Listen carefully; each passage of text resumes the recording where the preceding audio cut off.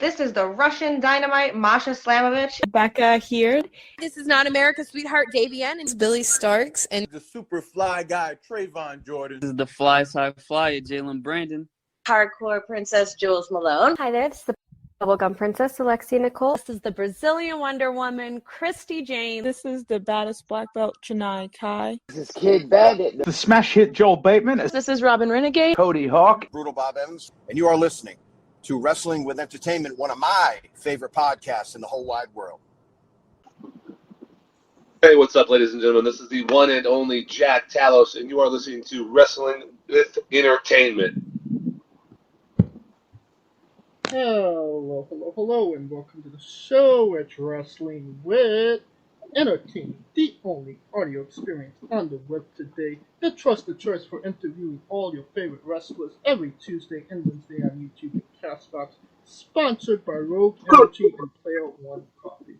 I am, of course, your host, James J., and it is a great day for wrestling because we are wrestling with Jack Talos. Hey, what's going on, man? I appreciate you having me. Absolutely. How is the big man doing? Hey, man's doing okay, man. Just got back into town, taking a couple days off. So I'm just about to go to the gym after this. So it's been a nice, easy time, man. What about yourself? I'm good. I prefer it not to be as hot as it has been in California, but, beggars can't be choosers, I suppose. Yeah, man, California's not bad. I'd rather be in LA than Oklahoma City. Yeah, I would say the same. Yeah, man, absolutely. And where can we find Jack Talos next, event-wise? Man, so I'm in Oklahoma for a little while, actually. I apologize. So I'm in Oklahoma for a little while. Actually, I'm doing an EPW, that's Empire Pro Wrestling, out here on August 4th. And then immediately after that, I'm doing HorrorCon out here in Oklahoma City. So busy couple weeks coming up. I know that's going to be with BCW out here in Oklahoma.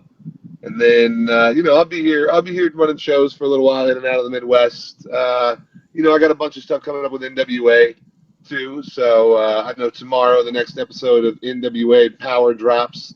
So you guys can definitely catch me on there. And then NWA 75, I want to say August 25th. That's the next pay-per-view, and you guys can definitely catch me on there. And where can we find all things Jack Talos on social media? Man, so really the best place to find anything for me is on my Instagram. It's the Tall Nomad. So you can find my links to my YouTube, where you can find me under Jack Talos, my Twitter, and really just everything else that I do, jacktalos.com, pro wrestling tees, all of those sort of things. All right, and you don't even have to go looking for it. All of the links to all his social media will be in the description of the video below, but on YouTube and Castbox. All right, you work for NWA in Coastal Championship Wrestling. Can you tell us about your relationship with those companies? Yeah, man. So Coastal Championship Wrestling, they kind of go hand in hand. They were one of the very first when I got released from the WWE in August of 2021. They were kind of one of the very first companies to pick me up, and they've just had an incredible run with the company. I'm now doing matches there. It's went from singles matches to where I'm now doing matches there with Daisy Kill as a tag team. And man, I'm just really happy to see that company grow, because that company's growing tremendously. We've done shows now in LA, Tennessee, Florida, and they do shows all over Florida all the time, and they're getting out nationally. And then with NWA, man, really, what is there to be said? It's one of the most storied and historically significant wrestling promotions in the world, I'd say. Billy Corgan, Smashing Pumpkins, is the owner, and I think he's done a fantastic job. And to be able to come from one industry and kind of do this in wrestling, I think he showed a high level of versatility for that. And I really love the locker room because it's just so much experience too. When you look at their roster, you look at guys that have been everywhere in the world, from the WWE to New Japan and everywhere in between, and to get to sit and listen and work with those guys is just, it's invaluable. Are you contracted by NWA? Am I contracted by NWA? Yeah. Man, I keep that private for myself, man. So I apologize about that, but No. I like to keep that one close. I play those cards close to my chest. You know how they say, as they say. No. Well, I mean, it seems like, you came on the scene with Daisy rather, kind of out of nowhere, honestly, and you just kind of took NWA by storm, and, um, uh, Mike Knox and, Trevor Murdoch, you've been having like an intense rivalry with them right from the start of your career there. So I mean, obviously Murdoch and Knox, big names in the NWA. So what does that kind of mean to you to come up, get thrown into the deep end, so to speak, with two of their most trusted guys? Man, well, first to Mike and Trevor, I'm obviously, I mean, what a privilege and an honor, right? They're two very experienced guys, both ex-E guys and stuff, and they both, again, been around the world, and they've just, having that rivalry and that with them has been very educational, and I can't say enough good things about it. But as far as like, coming up into it, man, like I was very fortunate in my wrestling education. Like I said, I did a year and a half over in WWE at the Performance Center, and so I kind of, like I don't want to say like, because I've been doing the independent thing now for about 2 years before this NWA thing came along. So I mean, it was a lot of preparation, and I know, like, it does kind of like popped out of nowhere, but it was a lot of preparation. It was a lot of work, and so I feel like I was ready for the moment, and I was very fortunate. They say what is luck? Luck is preparation and timing, and so I was very fortunate and very lucky. All right. And Ray, recently you wrestled Gangrel and Bull James. Obviously Gangrel, a big WWE name. Can you tell us about that experience? Man, so I've actually, yeah, absolutely. So I've actually known Gangrel for a good long while now. Gangrel is actually a very regular in CCW with me, and this is actually my first time ever getting actually to step into a ring with him. So, I mean, I watched Gangrel and the Brood and everything when I was a kid. So that was a real privilege, man. And again, that he's actually educated me so much through this business. Coming up through the Indies now in that area in Florida, and he's helped educate me so much. And so this was just, again, just to be in there with the guys that you wrestled, that you watched on TV as a kid, is just a dream come true kind of thing. And for Bull's kind of the same. I watched Bull in NXT, but Bull's actually a close personal friend of mine. And if this business, if we're supposed to have fun in this business, there's nothing more fun than getting to go out there and wrestle your friends, right? And he's, he is a great mind. He has a great mind for this business, and so it just makes it all the better. So, I'm definitely a little always disappointed with the results. Obviously, I don't like getting my head put through a table, but as far as the other stuff goes, man, like definitely all respect to them, and we will be seeing them again. But just because I respect them doesn't mean I won't hesitate to put a boot in their face. So basically, it was a cool moment before you got your head put through a table. Yeah, I think we can put it that way. That's a politically correct way to put it, I think. Well, your tag team partner in that match, and your tag team partner now is Daisy Kill. Can you tell us about your relationship with him? Man, so Daisy Kill is another relationship that actually started in CCW. I remember he was at one of the very first shows I ever went to for him, and a buddy of mine, co-owner and vice president of Boca Raton Championship Wrestling, who NWA did that Gangrel and Bull match with, Neil Glazier. He brought me in. he was introducing me, and I was getting to know the guys, and he was like, "You got to see this kid, Zach." You know, he said he gives me big Shawn Michael vibes, and I'm like, oh, "Okay, all right, I'll see the guy." And sure enough, man, you know, they talk about the airport test in this business, right? You got to be, and you know, like people got to stop and look and go, man, like, I wonder what the hell that guy does. And you know, sure enough, man, there's this kid, there's this blonde, scruffy-haired, you know, 6'2", in great shape, guy in a suit and a ukulele, and I'm like, the hell is this? I mean, he definitely looked the role, and you know, me and him have been friends ever since, and that was late 2021, early 2022. And we've that friendship just kind of blossomed over a couple of years, and you know, me and him talked about it, you know, but like we even talked about doing, because people always compare us to Shawn Michaels and Kevin Nash, right? Right. Shawn and Diesel. That's the comparison we get a lot, and fair comparison, but Daisy's bigger than Shawn, I think. A little bit. And but I walked in and I was like, you know what? He looks the part. We talked about possibly doing a tag team for a cool year, you know, year and a half. You know, one day it was just such coincidental timing, man, how it all came together, to be honest with you. Because I was in Florida doing shows with a couple of local promotions, and I was getting ready to leave the town, and they were doing, NWA was doing a taping in Tampa. And that was the first taping that Daisy had gone to.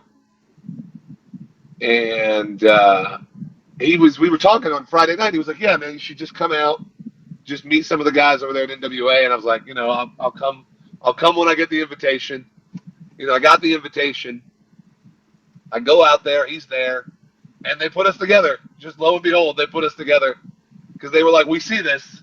And, you know, we do the thing with Trevor and, you know, the run, and when Mike came and saved him and everything. And, you know, and it's just kind of taken off since, man. Like, so, you know, it's always funny the way the universe works and brings everything together. What's a pet peeve about Daisy that you just don't understand? What's a pet peeve about him? I don't know if I'm going to call it a pet peeve, but I got something that always kind of irks me about him. I'll give you that one. It irks me that someone can have a body like that and eat milk and cookies every night of their life, but I eat chicken and rice every day, and I gotta suffer through, man.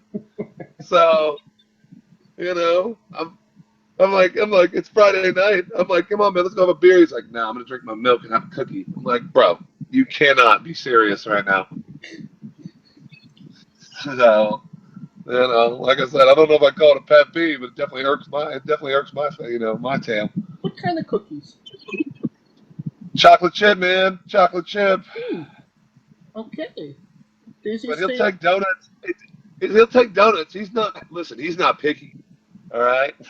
He'll take donuts, cookies, little cakes, just some kind of sweet. Now, that just doesn't seem fair.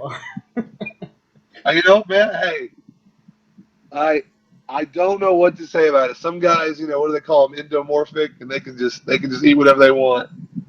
I'm not one of those guys. I'm not one of those people. If I start eating milk and cookies, man, it all goes straight to my waistline.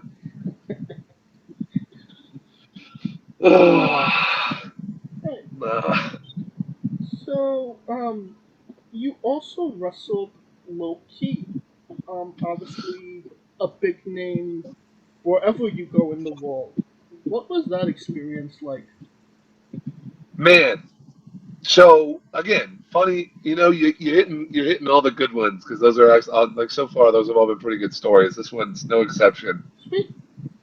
So I wasn't ever actually supposed to wrestle low key. We were doing the River City Con. Shout out to Nick and his team over there at River City, by the way. They do a great job every year. Like, you know, always a top-notch event. And it was my first year over there. I was doing the booth with Boca Raton Championship Wrestling, and they invited me to wrestle at the convention. I was going to wrestle Gabe Zilla, And I was with Simon Says, good friend of mine, Simon Says, out there in Florida. And Jacob Fatu and Loki were supposed to be the main event of the evening. Wow. It was supposed to be a pretty good main event, right? Yeah. I was excited to watch. So middle of the day, Nick comes to us and is basically like, "Hey man, Fatu's not going to make it. We got to make an audible." And Loki kind of approached us and was like, "Well, hey man, let's just make it a triple threat." And obviously, again, like you said, world famous guy, been all over the place, done it everywhere, and I was just especially happy to do it. And we just we were like, absolutely, whatever you want to do. And it ended up being a great main event. And Loki's actually been a close personal friend of mine ever since. He worked River City Con again this last year. We didn't have a match this last year, but he helps run and organize the wrestling over there every year. So he's kind of like a hidden gem over there at the convention, because you see everybody else that's advertised, but if you're just walking around, Loki's just walking around the convention hall basically all the time. That's really awesome. Yeah, man. So if you know what you're looking for, like I said, man, there's always he just helps his guys because he has a facility out there and some guys he trains and stuff. So yeah, it's definitely a fun time. Now, you also worked for Impact Wrestling. What was that experience like? And you also, at that event, you wrestled VSK, another well-known and respected name on the independents. So what was it like wrestling him as well? Man, so the Impact thing, so that was obviously I did a one-time match with Impact, and that was against VSK. That opportunity came about because, obviously, like, friends of friends kind of thing, and a buddy of mine made a phone call, and, it was basically this Scott D'Amore, like, "Hey, man, he's 7 foot tall. You should give him a shot." Scott was like, "Okay."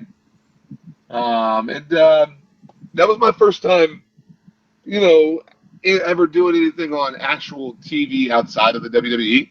That was definitely my first time wrestling on television of any form, even for the YouTube show. Right. So definitely a big milestone in my career for me. Because again, when I came into the WWE, I didn't have any wrestling experience. I was recruited out of basketball, off of the Washington Generals from the Harlem Globetrotters and stuff. I was recruited right out of that. So I didn't have a network of people. I didn't know any promoters. Like, it was just, whoever I knew in the WWE. And when you're in the WWE, you're kind of in that bubble. Right. And so when I came out, man, it was kind of, it was a slow start. Like, how you said I kind of popped out of nowhere. That's because it kind of was a slow start, man. And so for me, that was a very big opportunity and moment and stuff. Obviously, VSK is an absolute professional. One of the very best independent guys around, in my opinion. Very underrated. Great talent to work with. So, and also just a great guy. It's sometimes you meet guys you don't necessarily like too much, but they're great to work with. And sometimes you meet guys that you like that just aren't too great to work with. And sometimes you're fortunate enough that they're both. Right. So I would say that was kind of that situation. Loved working over there with Impact. They run a very tight professional crew over there. It was what I imagined, outside of the WWE. It's what I imagined, a professional wrestling show to be, for television events and stuff. So Scott D'Amore does a good job over there. I know he's gonna have his haters, but you know what? He was always good to me. I never had an issue. So I've grown to love Canadian bacon. When the original Scott D'Amore in TNA, no, bad guy, heel, don't like him. But now, Impact manager, yeah, I love that guy. Yeah, it's always interesting to me to watch because I don't get to watch a whole bunch of Impact. But when I do, and then when I watch their match cards come up, and it's it's always fun to me to get to see him come across as like, doing a match. Like, he was just in a 6-man tag not too long ago. Yeah. So it's always. You don't know about Team Canada and when he was Canadian Bacon, no? No, I'm not familiar. Okay. He was Canadian Bacon. Gotcha. Yeah, man. Alright. You mentioned like you was a part of WWE before. A lot of wrestlers, independent wrestlers, they get into pro wrestling to get to WWE. They spend years trying to get to WWE. Sometimes a year, sometimes 5 years. You came straight out of the gate, signed with WWE with no wrestling experience. What's kind of your mindset signing that WWE contract, knowing you are a part of the biggest pro wrestling promotion in the world? Man, I'd say it was kind of like, like the pros and the cons of it. I would say the con is that you kind of don't see it, right? Like, because for me, like my journey to it was a little different. But most of the guys who don't come from WWE, I mean, wrestling obviously, they come from some kind of pro athlete or collegiate athlete background. Right. And like when you come in from that kind of pedigree, I guess it's just kind of a weird transition because nothing really changes, right? Like just all of a sudden you're making money. There's the top of the line equipment, top of the line facilities, top of the line coaches, and like I'm not gonna say like because I struggled in other places. Professional basketball has its own grind and its own struggle when you're doing it overseas. Right. But I guess I would say like I didn't appreciate what these guys did enough to the independent scenes. I didn't appreciate the grind that some of these guys do to it because people can talk about it all they want, right? That like I had to deal with these crazy promoters and you hear these horror stories and like you can to actually go down and start to see it and be a part of it though. When you like from that like when you come from the top of it and then you come down and to see that difference. I mean, that's been a pretty eye-opening experience in and of itself, So it wasn't a hard transition in the sense of like I was used to having that, but then to see how everything changes when you take one step down the ladder, Right. So it's just a big difference. Like that was like I said, very eye-opening experience. When you did get released, what was the mentality? Because obviously, wrestling wasn't the first thing on your agenda. So, was your mindset go to something else? I'm going to do the independent. How do I get back to WWE? Where was you at? Man, so my first immediate mindset was like again, as coming from like a professional athlete background and just an athlete in general, like collegiately and everything, it was where did I mess up? So it kind of sucked for me coming out. Okay. Because the only answers I could ever get were like budget cuts. Because I as an athlete, like if you fire me, if you tell me like, hey man, you didn't make a team, you didn't do this, I could take that criticism all day. So my question was like, okay, like where was what do I need to go and I work on? Like what are you guys looking for out of me? Like do I need to get bigger? Do I need to get like faster? Do I need to learn? Do I need to be better in the ring? Like what was it? And to not get any of those answers is always a difficult thing. So for me during my release, like that was my immediate thought process. Like, okay, I'm gonna go. I'm obviously I fell in love with what I was doing. I did it for a year and a half. I actually was planning on getting into wrestling even before they recruited me. It just kind of worked out funny because AJ Styles, obviously AJ Styles is the phenomenal one. Never heard of him. Never heard of him. I know. He's one of those big indie guys I hear. Yeah. But so he's a big basketball fan, and I was working with the Harlem Globetrotters at the time with the Washington Generals, and he brought his kids to one of the shows, and my art manager at the time for the Harlem Globetrotters, he named Alex Bright. He was former WWE, and he got AJ his seats and all this and that. At the time, I was actually looking into getting into a wrestling school. I was getting a resume together to send to WWE.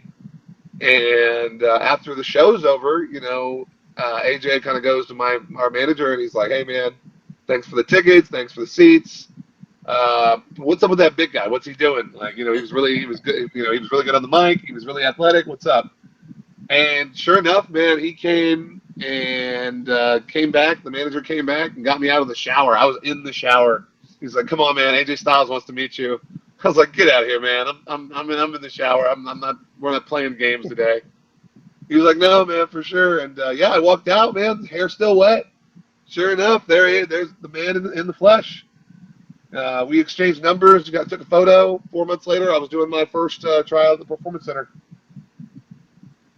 I feel like you had like an advantage in going into the Performance Center with that background with the Harlem Globetrotters, because that is essentially WWE, the basketball version of WWE, no? Yeah, I definitely, especially for the mic part, man, because I was one of the showmen for the villain team, Right. so I was constantly mic'd up, interacting with the crowd, and getting that experience. So, when we did the doing the promo stuff during the tryouts, I was completely comfortable on the mic. I was like, "Hand it here, I got no problem." Unfortunately, I'm there with a couple college kids, and like they're looking at that microphone like, "Oh crap, what do I do?" I'm like, "Nah, I got this." And, the other flip side of that is like, egos play a part in any business, and especially any competitive business like athletic business, especially wrestling. Basketball is the same way, and I was fortunate enough to have my ego beaten out of me very, very quickly, because when you work with the Harlem Globetrotters as a Washington General, you lose 250 plus times a year. Right? Yeah. So I did that. I did that for damn near 3 years. Legitimately going around the world in front of 10,000 people over in Australia. Yeah, man, you're eating these L's. So I had no problem. I have no problem when I walked in. The biggest guy in the room, and I still had no problem walking in and being like, "Yeah, man, what do you need me to do?" I got this. When you signed up for the Globetrotters, did you already have that showmanship-esque in you, or was that something that you learned while you was a part of the tour? I would say there's always kind of been an like level of like showmanship to me. Like in high school I did plays. Like I've done other things of that nature, man. Like so. Plus, as an athlete, like again in college and high school, you get used to like just being in front of a crowd. I guess would be the way it is, right? You start to look for the stuff that can fulfill that want for you. So. I would say it's always kind of been around, because this job definitely isn't for everybody. Obviously, you see it all the time where athletes don't transition into wrestling well. Oh yeah. Happens every day. So there's definitely, I think that's something that you like, even if you don't discover it till later in life. I think that's something like as a showman you kind of have regardless, through life, or at least the qualities of, I should say. I think that's a good segue into our next segment, Jack Talos' Bizarre Adventure. You're a pro wrestler that goes up and down the roads, and weird, crazy, and bizarre things are bound to happen. Can you tell us a road story that fits that description? All right, but everyone's got to remain anonymous. Fair enough. All right, cool. So I was doing a show. Like I was doing a show, and I was somewhere out in California, and I met a friend at a wrestling show a couple weeks prior to that show, and I invited that friend out to that show in California. Okay. Fast forward, the friend tells me that she knows the promoter. I'm like, okay, no big deal, whatever. It's not laid out to me like what kind of, like how bad the relationship is. Anyway, long story short, the promoter friend comes to the wrestling match. She goes around and causes just chaos at the event. promoter comes up as I'm sitting there because I don't know any of it's happened. I just got done wrestling. I'm sitting there having a beer. I'm sitting there talking to my friend, and promoter comes up and basically is like they start getting into it. Next thing I know, promoter's daughter comes up and shoves the woman. And then promoter's daughter proceeds to get shoved, and I'm like, hey, she's that she's 15. Those are charges, man. I'm getting out of here. Like, next thing I know, here comes the promoter's wife. Oh my God. Jumping in between it, and then like next thing again, and then my friend, who I don't call friend anymore, starts acting all sorts of crazy. It just starts, like basically like slaps the promoter's wife. Oh my Like God. what? Oh man, everyone's yelling. Like some people are like, I'm having to like carry the girl out of the freaking out of the venue. It was just yeah, man. It happened so suddenly too. That all took place in the course of like 45 seconds. Wow. I mean, like it was boom, boom, boom, boom, and I'm like, what is going on? Oh man, it's horrible. Okay. That's definitely a bizarre adventure to say the least. Oh man. On to another subject. You were Young Undertaker on Young Raw. Can you tell us about that experience? Yeah, man. So I'd actually, I mean, like, well, I don't know where to start, right? Um, I got into acting before the WWE. Didn't get too much done, and then when I got released, I could actually start again. So I started, went out, got an agent, Heidi Hadar with KMR agencies. And I just got the role the way anyone gets the role, I guess, right? Like they sent me the audition. I did the audition tape, sent it in, got narrowed down to like the top 10. The next thing I know, I get the call, and they tell me I'm going to be the Undertaker. So the cool thing for me for that, I guess, is like a couple things. One is the Undertaker is my all-time favorite wrestler. So, and what a privilege. I use that word a lot. It's because I feel like it's appropriate in these kind of situations. The other part of that is like I know that Dwayne the Rock Johnson, for the legends, he's the people gave his casting some hell. Casting is not easy. Finding someone that looks the role and can perform in the way that you want him to perform is always tricky business. Right. So, but he approved all of those, legend castings.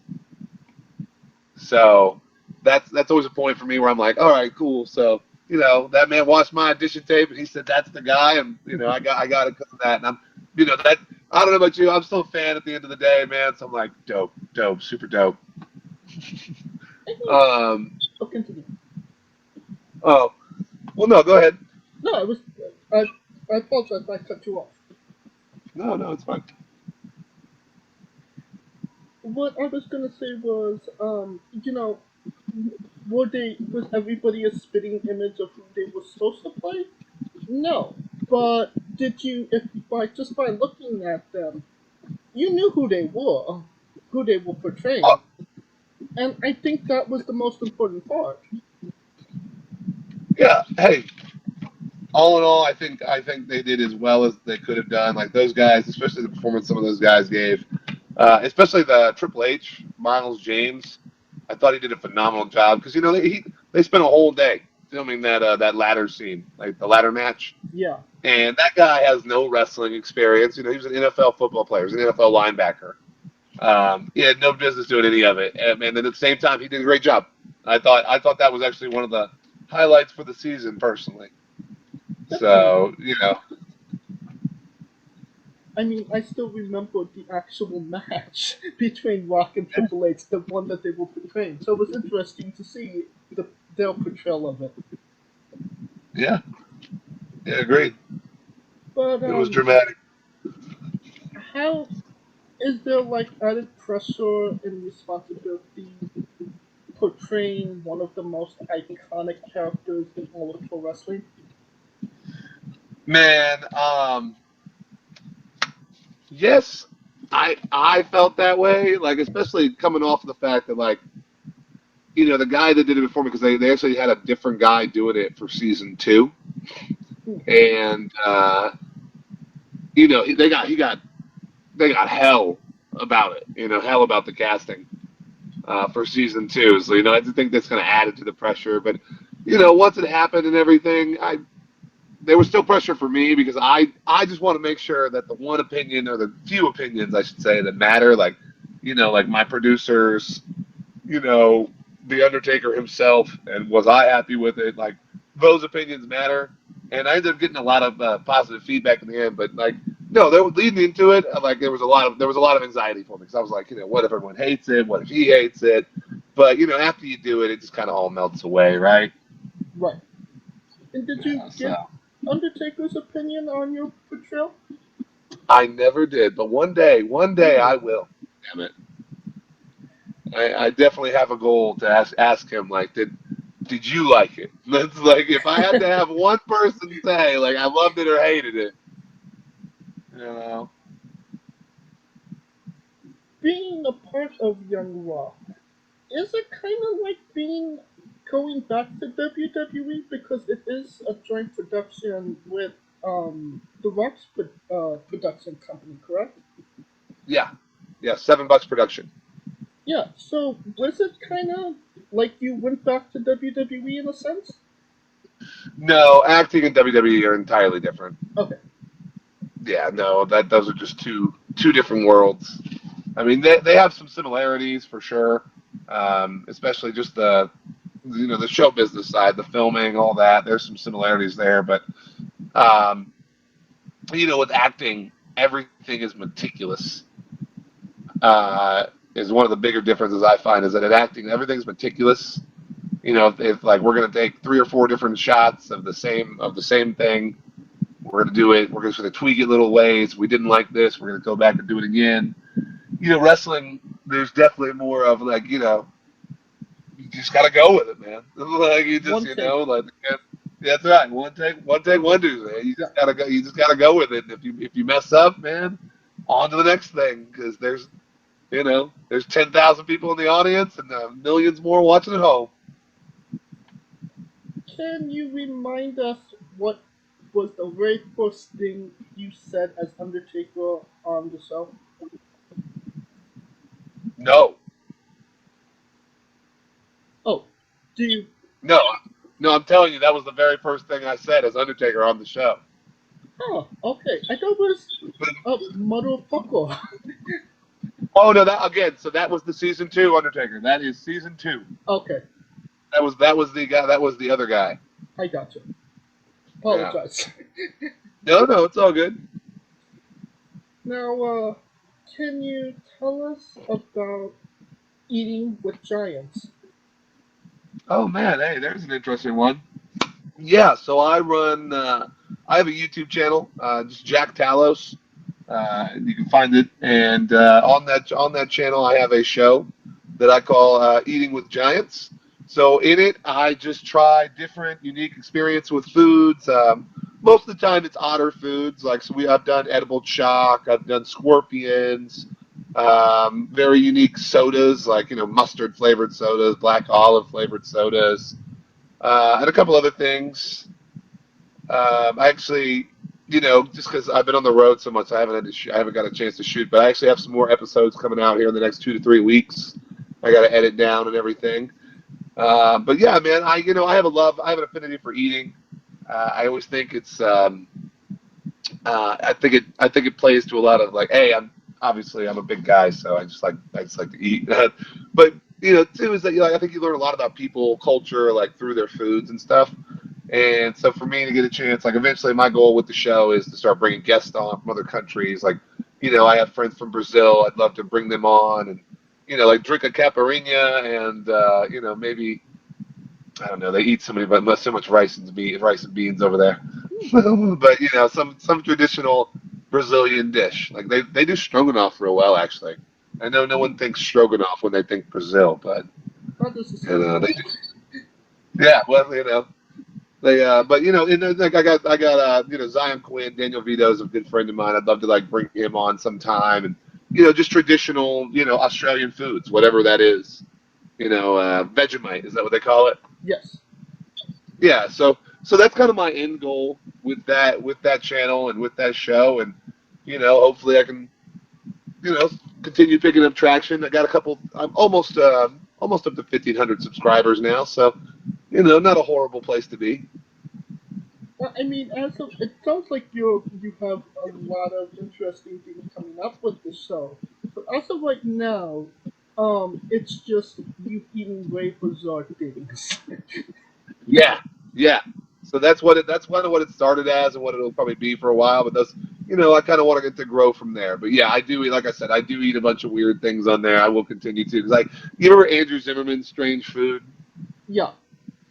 I loved that show, man, and I absolutely liked just the opportunity to try that stuff, because I've always lived with the mentality that you should be open minded, and I think food is kind of the ultimate you can be open minded with, because it's probably not going to kill you. 99 times out of 100, it ain't going to kill you. So it's kind of that thing, try anything once. I don't know. It seems like the chalk came pretty close. Oh, the chalk was bad, man. The chalk was definitely still like I said, it was worse than the Scorpion. It was worse than any of the sodas, because you think it's gonna be one thing, but then it's just a whole different ugh. I mean, just your expression of eating it, and then the craziest thing I thought was you took another bite. Got to take 2 bites, man. You can't just take 1 bite. You got to take 2. But I regretted that second bite. You can tell and look at my face as I was eating it. I regretted it. Yeah. Oh Lord. What made it so much worse too? I thought the Celsius I was drinking with it was going to help, but it all just fizzed up in my mouth, and it's yeah. I know. Well, was it a good experience taking on the 12-egg omelet?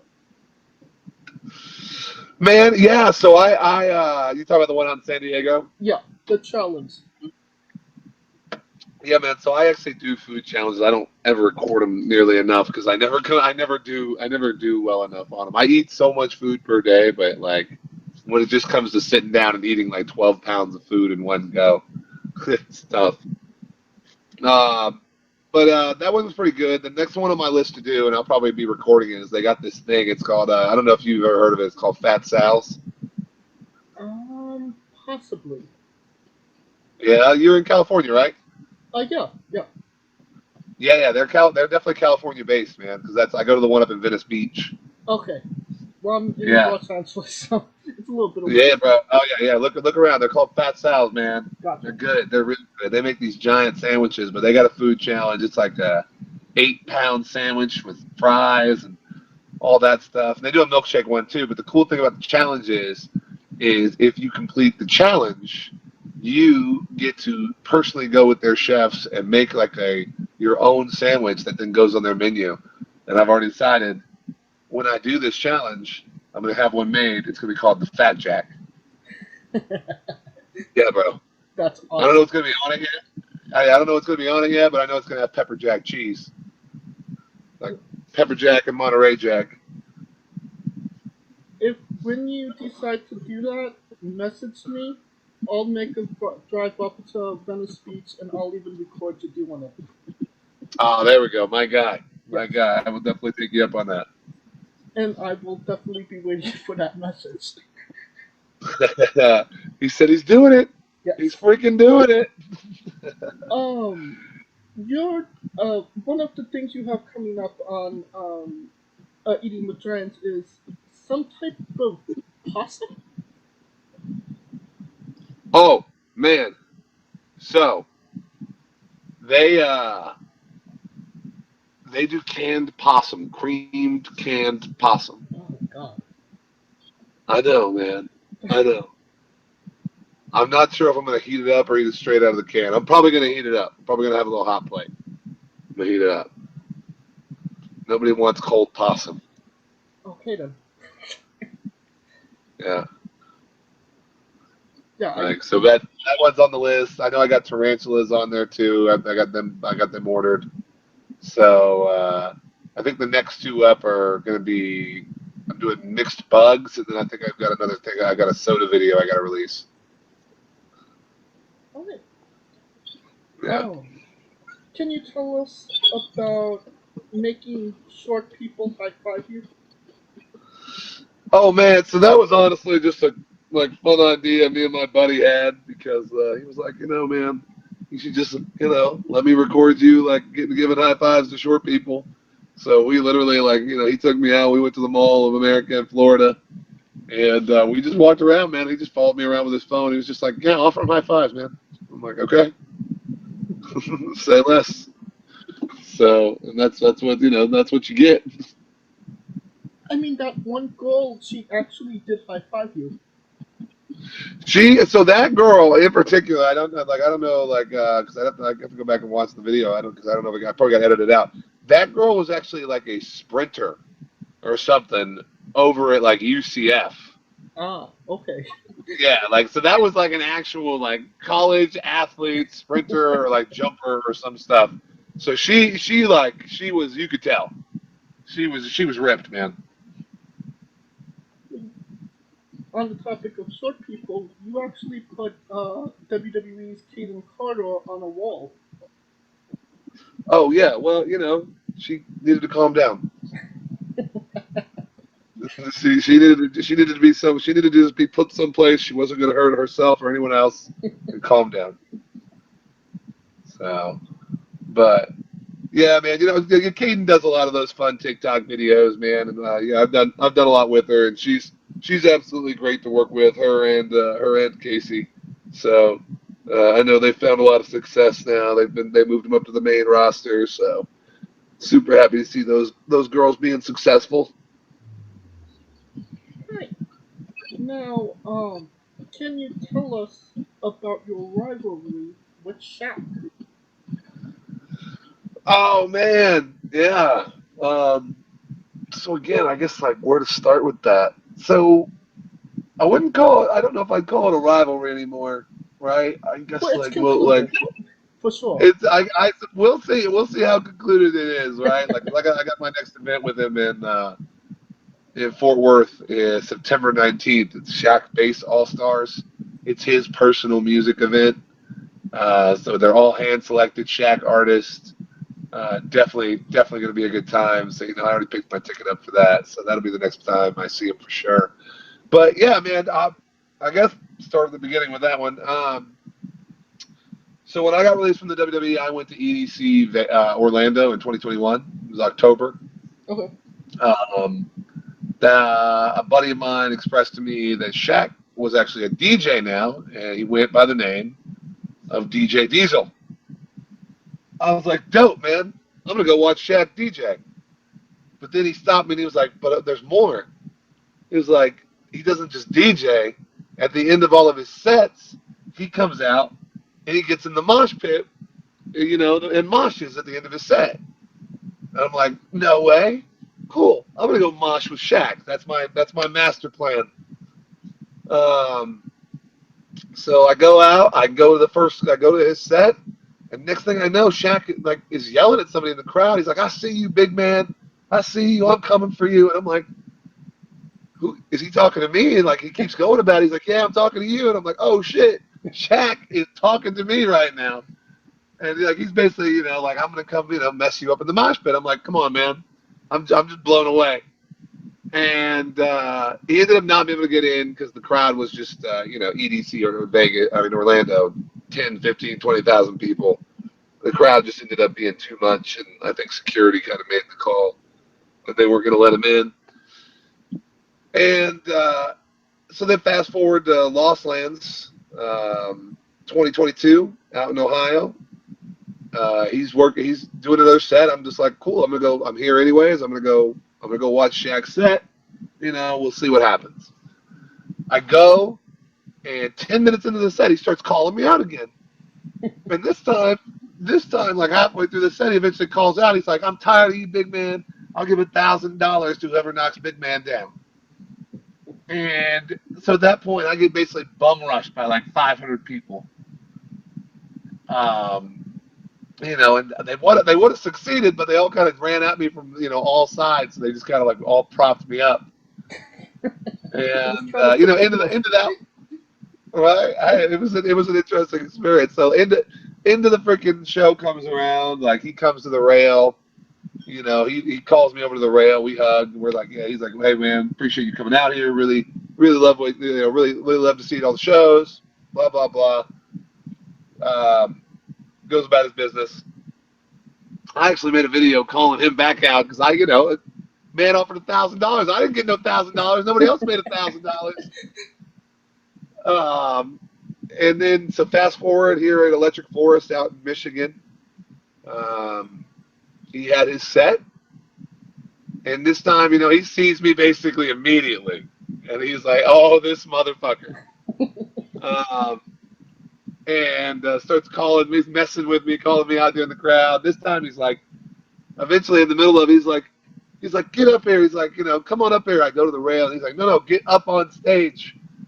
Security lets me hop the rail, and then I get up there. We, everyone, if you haven't seen the video, it's you can find it on my Instagram. Me and Shaq, probably 15 to 20,000, there at Electric Forest for that set.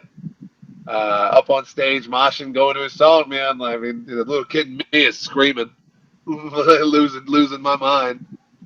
So yeah, man, just a great experience. And then, we've talked a little bit online now, and there's what can I say? Like, he just asked me what the next event I was going to, and like I said, and I'm just kind of going to the next one in Fort Worth, and we'll see where it goes from there, man. Honestly, like I said, it's not much of a rivalry anymore. I still definitely want to get in a real mosh pit with the man, though. That's been my goal from like the beginning of it. Right. It's gonna be my goal till it happens. Even if we did mosh on stage, I'd still like to finally get in a real pit. It does sound like he owes you $1,000 as well. Oh, hey man, maybe, but the experience is worth it for me. Like I said, man, I'm a huge Shaq fan. So one thing about my life is I've been blessed to work with and meet a lot of the people that I glorified and really looked up to as a kid. Like I said, getting to play the Undertaker. The Undertaker, the reason I got into wrestling. Getting to meet and party with Shaq, at one of his festivals which is something I just love to do anyways. So to get to do it, meet Shaq and do those things like that, unbelievable. So, I did the Jay and Silent Bob thing. I was in the Jay and Silent Bob movie. I've been a huge Kevin Smith fan my whole life. So again, I've been very blessed about being able to be involved with, work with, and or just meet my heroes. And I mean, I'm a big Kevin Smith fan as well. Especially of his stand-up. Fun fact. This podcast wouldn't have this Talos, so us talking right now wouldn't have never been anything unless I saw a Kevin Smith stand-up show. Hey man, like I said, it's amazing how much influence it's had, man. But it's funny though. What stand-up was it? Was it just what he just did? You went and saw live? It was the one that he got the heart attack at. Oh yeah. The one his return from, or the one he actually did that night? The one that he had the heart attack at. I watched it on TV. And I was and he said, and I'll never forget these words. People say that you're so talented, and I was like, what? Getting up here and doing what I do requires no talent. You don't need talent to do anything. Look at Ben Affleck. He's Batman, and the man has no talent.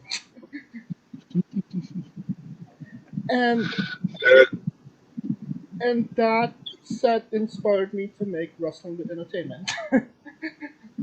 Nice, man. Very cool.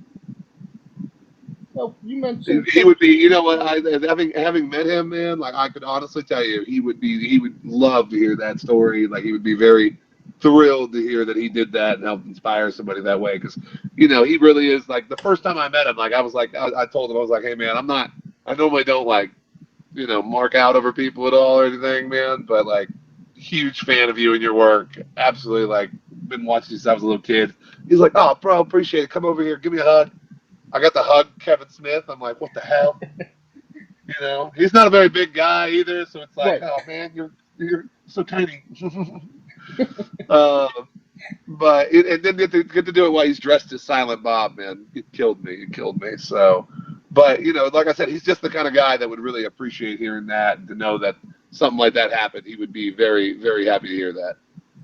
It's actually the first time I've ever revealed that on the show. So Hey, there you go. maybe it's worth just putting that information out there.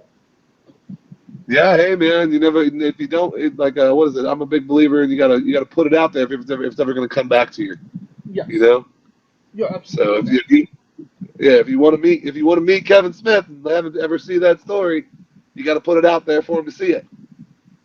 You mentioned Kevin Smith hugging him, and you also met Wee Man from Jackass. Man, I did. That was more of a just in passing thing. So I was there in Dallas during WrestleMania, and I was, a couple of my buddies done WrestleMania, obviously that weekend, and you know who Mark Long is? Is that somebody that rings a bell to you? Yeah, I think so. Yeah, the OG of MTV, right? So he was there, and we were there together with a couple other our friends from BRCW, Neil and Matthew Massler and Neil Glazier. We were just hanging at the bar with a couple of friends of ours, and sure enough, like Neil runs into Wee Man, and they start hitting it off, and next thing I know, we're sitting there chilling with Wee Man. I'd met Johnny Knoxville before. I'd actually got to party with Johnny once upon a time. Yeah, no, it's like he wouldn't remember who I was if a gun was to his head, brother. I mean, it's probably from the concussions, honestly. Yeah. So, but still, very cool. Again, man, just really cool experience because, like, again, I was a big Jackass fan, so. Johnny Knoxville, especially, I think I liked him in what was it, The Ringer? Oh yeah. Yeah, so I think he's a funny dude in general. It's funny how you're meeting all these people that have connections with pro wrestling. Obviously, the guys from Jackass did the match at WrestleMania. Shaq has a relationship with pro wrestling. Yeah. Yeah, man. Like I said, well, it's like we just talked about, right? Like, you got to put it out in the world if you're gonna get it back. Oh yeah.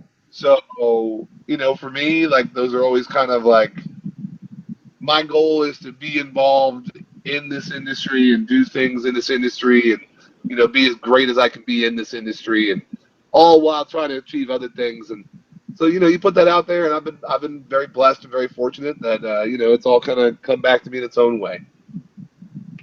I think that's a great segue into the colossal question. Let's say they're making a movie about you. Every movie has a soundtrack. What would be the first 3 songs on the Jack Talos movie soundtrack? First 3 songs. Otis Redding, Dock of the Bay would be the first one. Okay. That's for sure. First 3 songs. I'm trying to think about the scene that they would go with. There's no way I should be putting this much thought into this question, but I am. No regrets.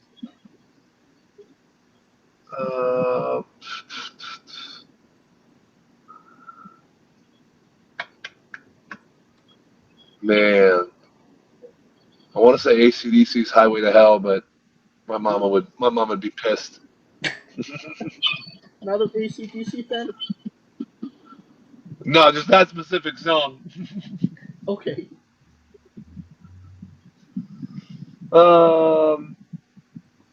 Me and Bobby McGee would probably be number 2, though, by Janis Joplin. Okay. Yeah. And then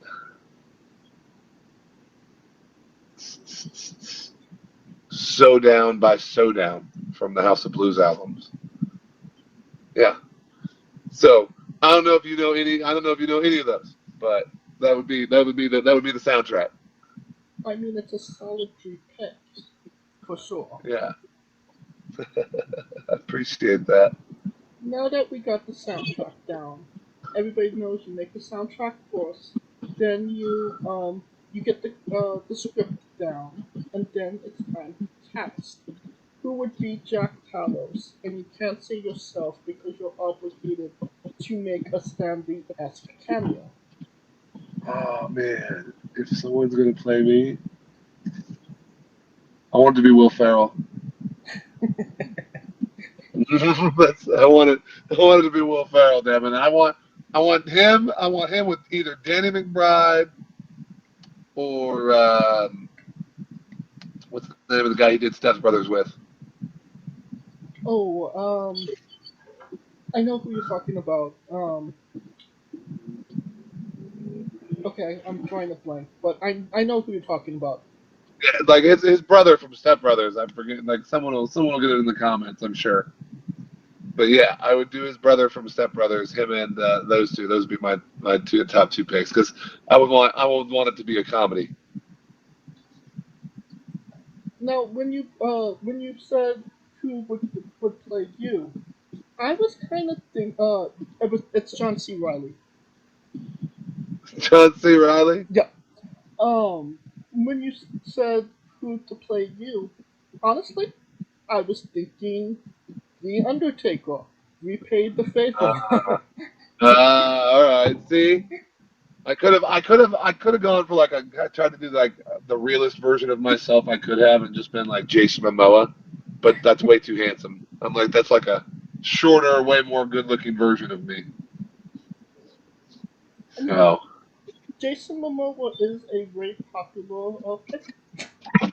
I know. Hey, like I said, if I wanted it to be like a better-looking version of me, but I think Will Ferrell would be hilarious.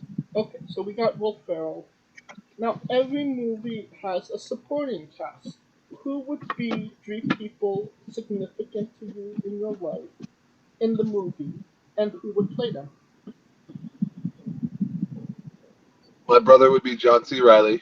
Okay.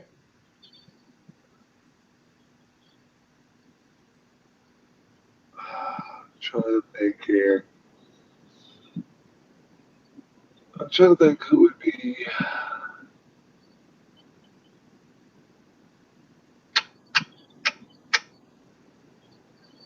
Just because I'm selfish, I'd go with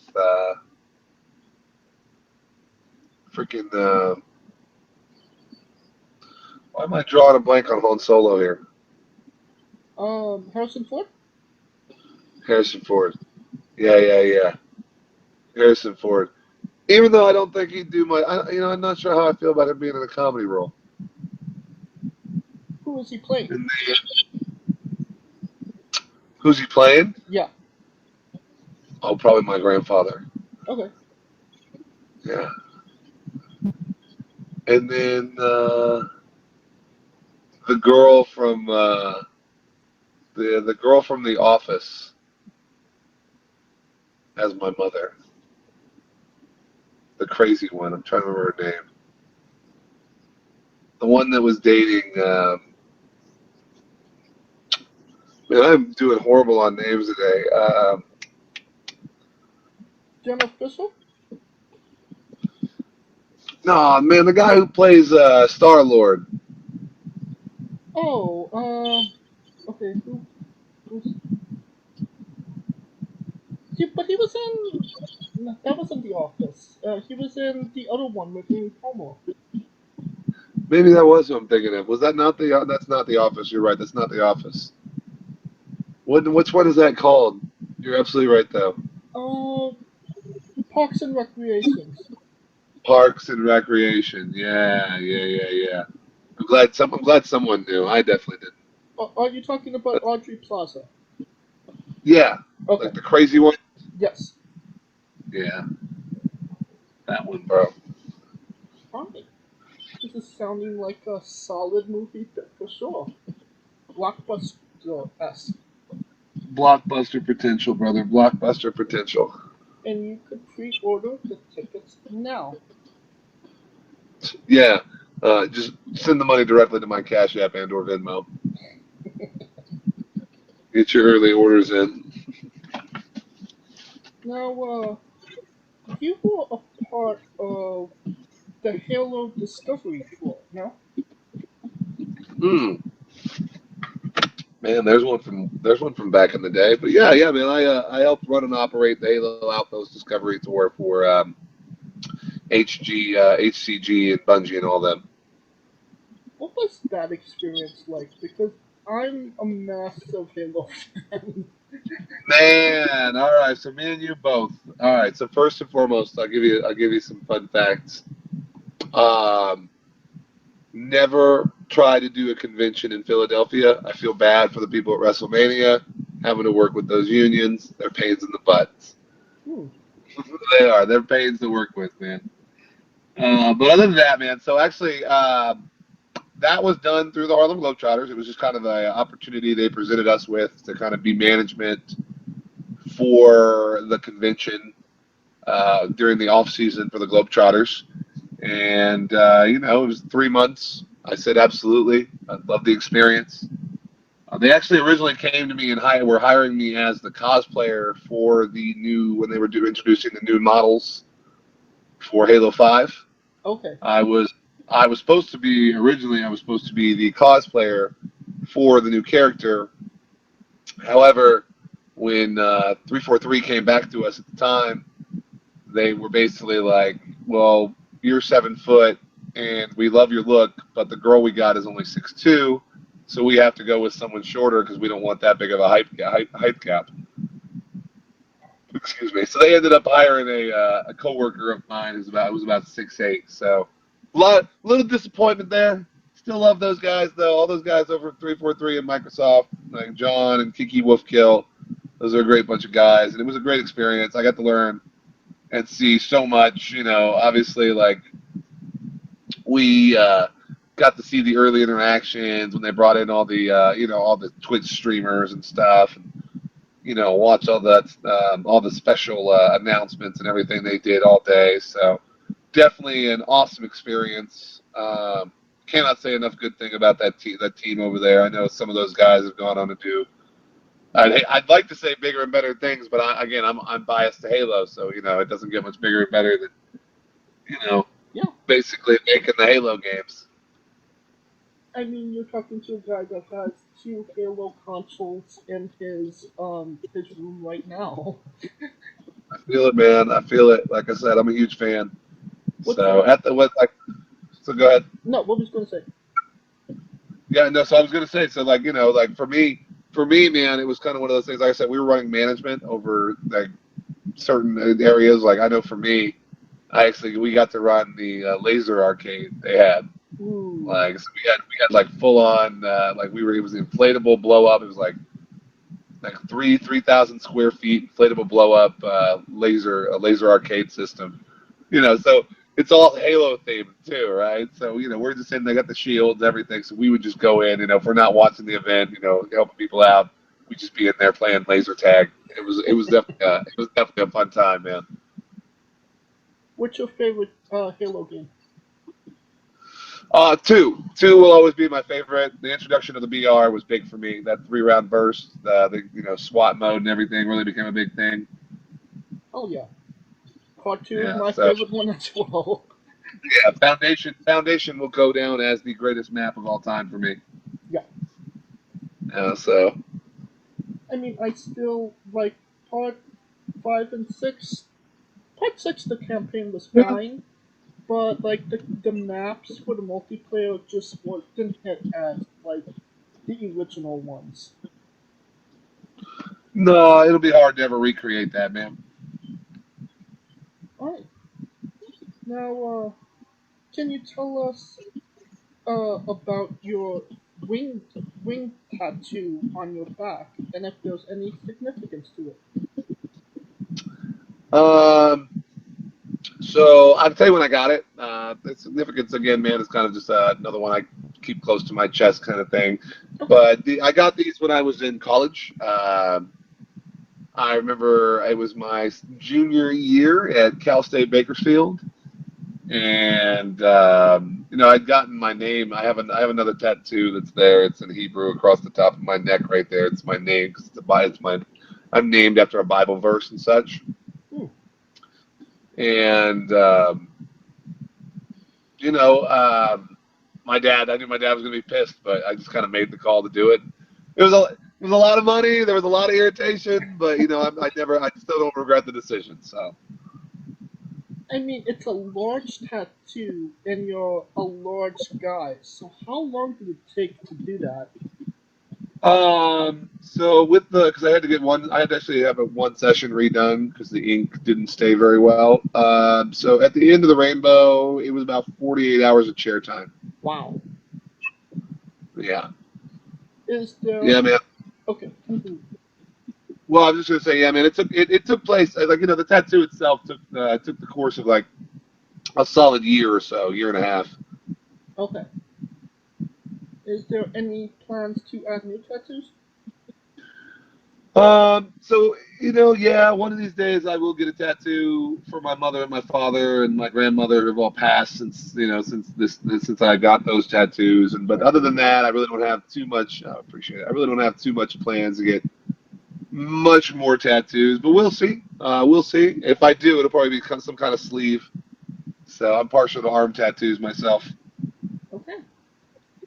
On to a controversial subject. Pineapple on pizza. What's your stance? My old lady loves pineapple on pizza, so my stance is whatever my old lady will eat, and I don't have to argue about. I like. That's my stance, brother. Your stance is keeping the peace. That's right. Keeping the peace in my life. Fair enough. Alright, what's your spirit Pokemon? I'm sorry, my spirit Pokemon, like ghost Pokemon? Like, what Pokemon do you identify the most with? Oh, Squirtle, bro. Sweet. All day, twice on Sunday. Original 3, 150 gang. We love the OGs for sure. That's right, bro. We love the late great Tracy Smothers on the show.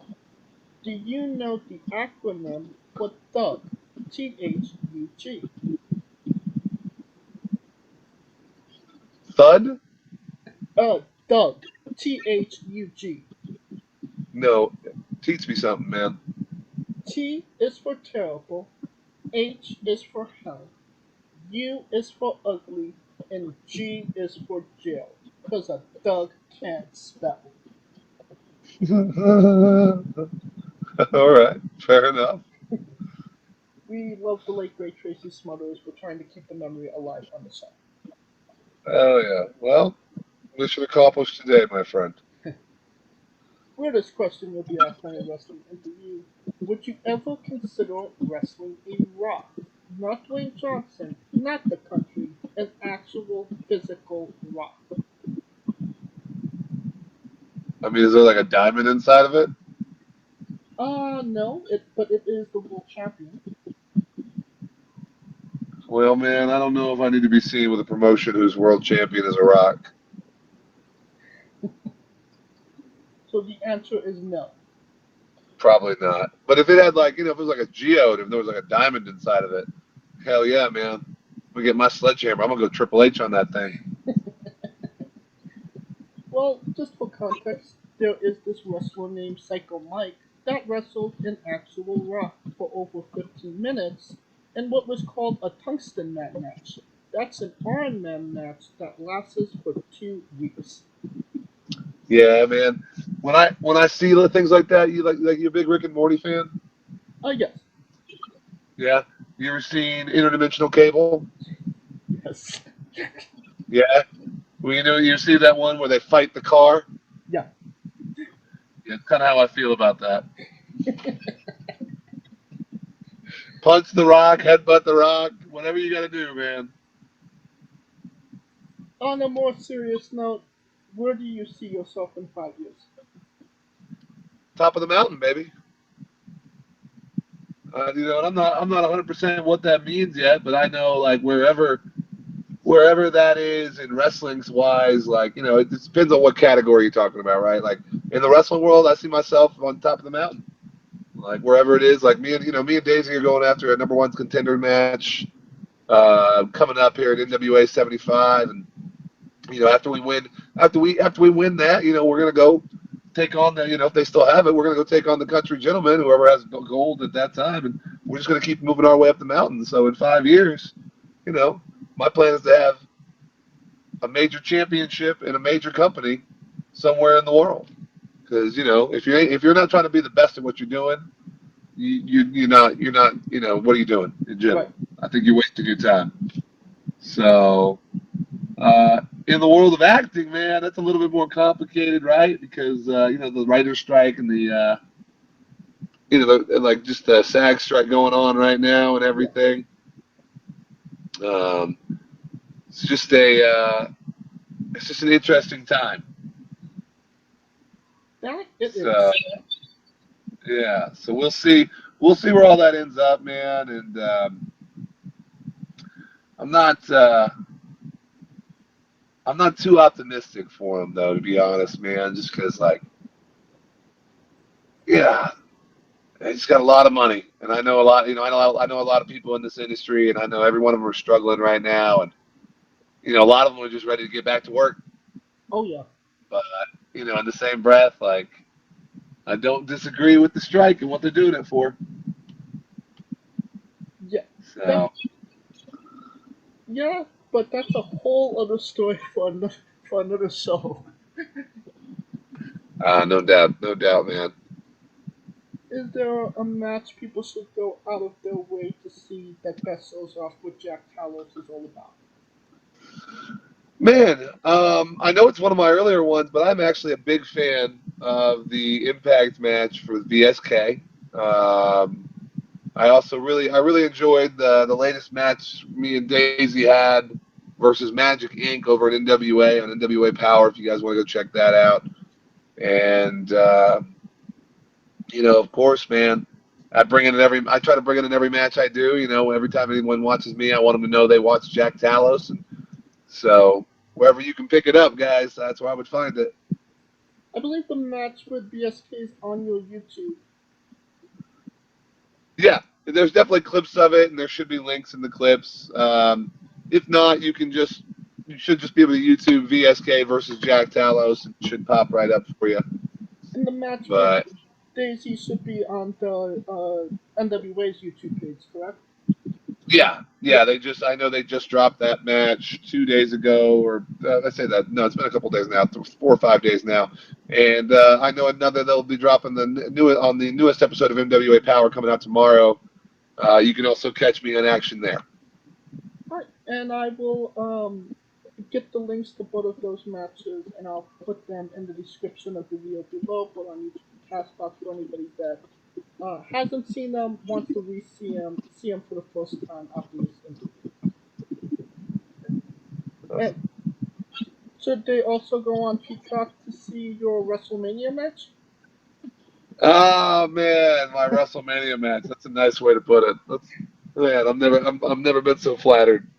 So, but yeah, man, you can definitely catch me some on in WrestleMania 2020 when Rob Gronkowski jumped on my face to win the 24/7 title. So, you can definitely catch me there. But you can also catch me again, guys. You can also catch me on Peacock, like he said, playing the Undertaker on the Young Rock season 3. And hopefully, we'll be able to add more and more to that resume coming up as we move into the future. All right. I mean, it's even though it wasn't the WrestleMania that we know, still a big moment to be on WrestleMania.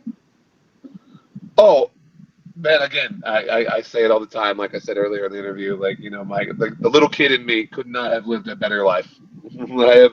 I have been extremely blessed. So All right. Now, since we are nearing the conclusion of this interview, we are wrestling with the 8 questions of doom. This is our speed round or bonus round, the round where we see who you really are. Are you ready? I'm ready. Excluding yourself, greatest wrestler of all time. The Undertaker. Worst wrestler. Oh man, I gotta give that to somebody. Yes. The big guy that used to come out with Paul Heyman.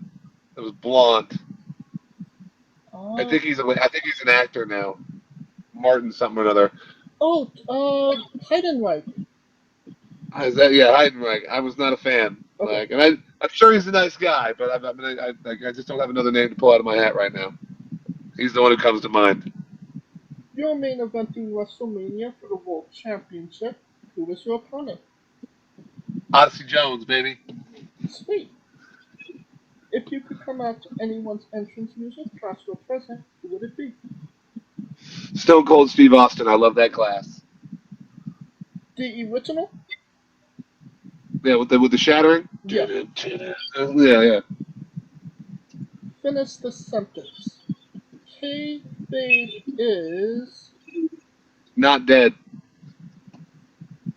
We would have also accepted taste great on toast. Squash. Vegetable or fruit? I mean, by definition, it's a vegetable. But it is technically a fruit. Is it? Yes. Tomato logic. It has seeds. Oh, okay. But you are now a part of Squash Squad, and that means a hell of a lot more. I didn't know that. New Japan wrestler Tai Chi, his ring gear gets smaller every year, revealing more himself to the world. My question, what is the appropriate trunks to butt cheek ratio for ring gear? I just think that depends on your character, what you're comfortable with, and what works for you. Okay.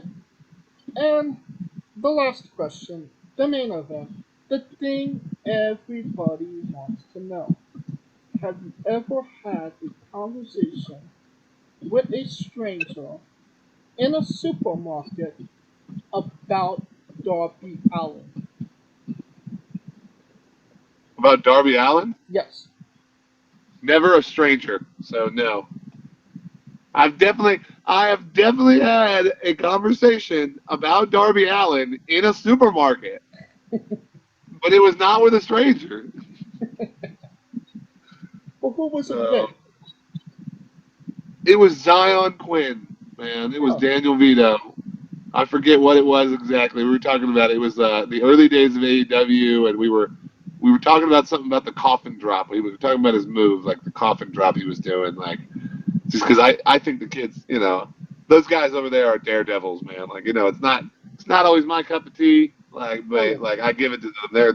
They are some incredible athletes and some daredevils. So I give them all the credit in the world. And that is the correct answer. Yeah, I didn't know there was a right or a wrong one, but I'm glad I got it right. Yes. And that will conclude this interview. Thank you so much for coming on and doing this with me, Jack. Yeah, hey man, absolutely. It was a pleasure. Thanks for having me. It was a pleasure doing it. Absolutely. It was a pleasure having you on. And once again, where can we find all things Jack Talos on social media? Yeah, man. So again, like the best place to find me is going to be on Instagram at Z the Tall Nomad. I'm also on YouTube at Jack Talos and on TikTok at Jack_Talos. Any of those really work, but you can find them all on my Instagram. There's a LinkedIn that goes to everything from my website to my pro wrestling tees, everything. So. And you're just on Pro Wrestling Tees?